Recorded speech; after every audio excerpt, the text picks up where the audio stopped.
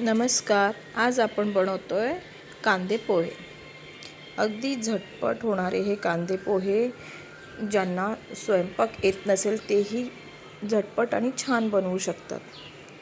त्यासाठी आपण घेतले जाडे पोहे, शेंगदाणे, हळद, राई, जिरे, कोथिंबीर, मिरची, कढीपत्ता आणि कांदा. पहिल्यांदा आपण पोहे धुवून घेऊ. त्यामध्ये थोडंसं पाणी ठेवू. बाकी सगळे पोहे छान असे 2 पाण्यामध्ये धुवून त्यात थोडंसं पोहे भिजतील एवढं पाणी ठेवून देऊ. नंतर एका पॅनमध्ये तेल टाकून शेंगदाणे छान असे खरपूस भाजून घेऊ.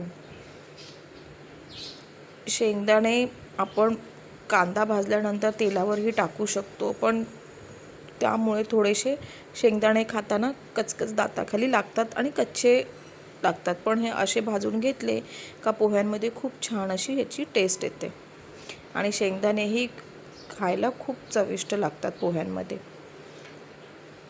त्यानंतर आपण त्या पॅनमध्ये थोडी राई टाकूया. राई तडतडली का मग त्यामध्ये जिरे घालूया. जिरेही छान फुलले का मग आपण कढीपत्ता घालून घेऊ.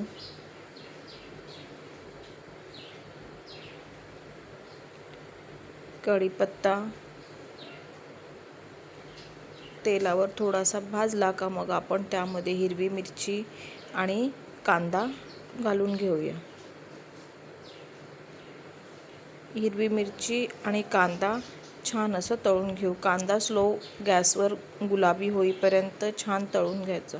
कांदा कच्चा राहिला तर तो पोह्यांमध्ये खाताना दाताखाली येतो. त्यामुळे थोडासा चांगला परतून घेतला का पोहे अजून छान लागतात. म्हणून कांदा थोडासा गुलाबी रंगावर येईपर्यंत परतून घेऊ. कांदा असा सतत हलवत छान असा परतून घेऊ. हे पोहे मी थोड्या प्रमाणामध्ये फक्त 2 माणसासाठी बनवत आहे, त्यामुळे क्वांटिटी कमी घेतली. तुम्ही जर जास्त लोकांसाठी बनवत असाल तर क्वांटिटी जास्त घेऊ शकता. त्यानंतर कांदा गुलाबी झाला का त्यावरती थोडीशी हळद घालून घेऊ. हळद घालून पहिला तेलामध्ये छान अशी तळून घेऊ. हळद तेलामध्ये कांद्यावरच घालायची म्हणजे ती छान त्यामध्ये एकत्र होते. नाहीतर मग पोह्यांच्या वरती घातली तर त्याच्यामुळे चव थोडीशी वेगळी लागते. मग आपण त्यावरती पोहे, तळलेले शेंगदाणे आणि मीठ घालून घेऊ. मीठ चवीपुरतं घालूया.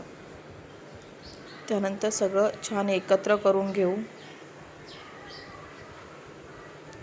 सर्व एकत्र करून थोडा वेळ आपण झाकण लावून वाफून देऊ. सगळे छान असे एकत्र झाले का नंतर लास्टला त्यावर आपण कोथिंबीर घालून घेऊया. तुम्हाला जर आवडत असेल तर यामध्ये थोडीशी साखरही घालू शकता, पण मला साखर घातलेले पोहे आवडत नाहीत, त्यामुळे मी फक्त मीठच घालणार आहे. तुम्ही या स्टेजला थोडीशी साखर घालून झाकण लावून एकत्र करून घेऊ शकता. त्यामुळेही पोह्यांना छान चव येते. अगदी किंचितशी साखर घालावी.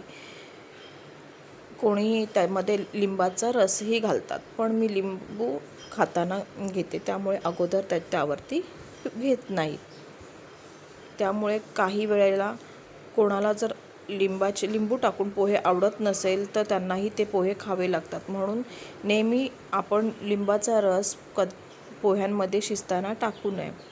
जेव्हा तुम्ही पोहे पूर्ण रेडी झाले काढून नंतर तुम्ही सर्व करणार त्यावेळी त्यावरती लिंबाचा रस घालू शकता. प्रत्येकाच्या आवडीनुसार पोहे खाण्याची पद्धत वेगळी वेगळी असते. रेडी आहेत आपले